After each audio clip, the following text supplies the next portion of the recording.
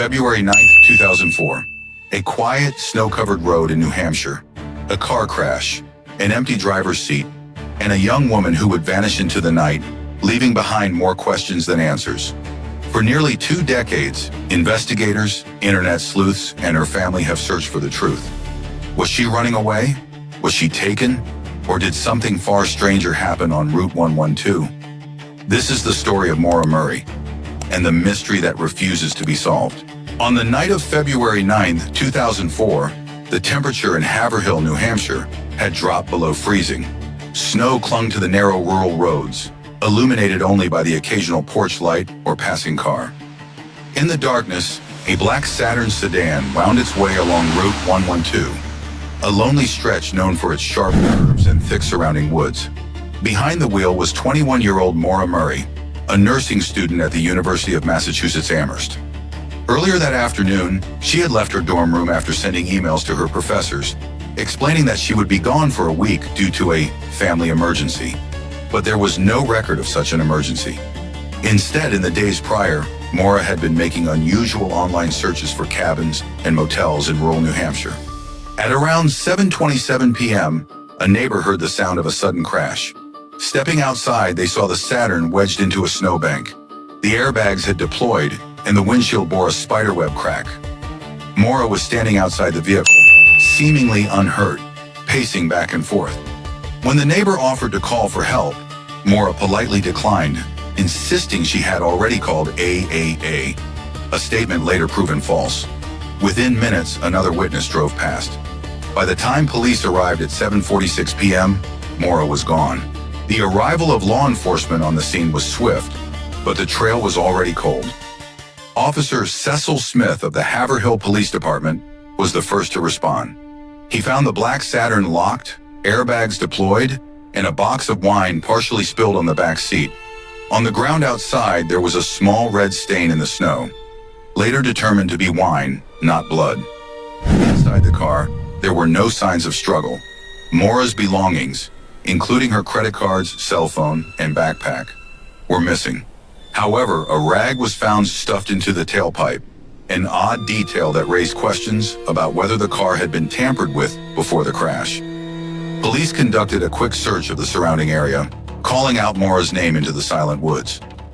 No footprints led away from the scene except for a few near the driver's side door, quickly disappearing into the snowy darkness.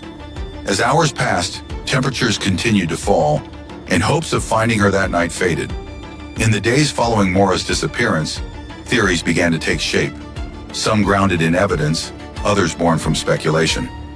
One of the earliest ideas was that Maura had intentionally disappeared, perhaps starting a new life somewhere far away. Supporters of this theory pointed to her online searches for cabins and the cash withdrawal she made before leaving Amherst. But others believed she may have been the victim of foul play. The rag in the tailpipe suggested possible sabotage. Witnesses claimed they saw a suspicious vehicle near the crash site shortly before and after the accident, yet no driver was ever identified. A third theory focused on an accident in the woods. Perhaps Maura, disoriented and cold, wandered off and succumbed to the freezing temperatures. But search teams, including dogs and helicopters, found no trace. With each passing day, the case became more complex, and the list of questions grew longer. As days turned into weeks, Maura's family took matters into their own hands. Her father, Fred Murray, tirelessly searched the area, often clashing with local authorities over what he felt was a slow and incomplete investigation. The case soon drew media attention. Local news stations covered the disappearance, and eventually national outlets followed. The image of Maura's smiling face became a fixture on missing person posters across the region. By the mid-2000s, the internet began playing a new role in true crime cases. Online forums dedicated entire threads to dissecting every known fact about Maura's last day. Amateur sleuths analyzed maps, timelines, and even grainy photographs from the crash scene, hoping to spot overlooked clues.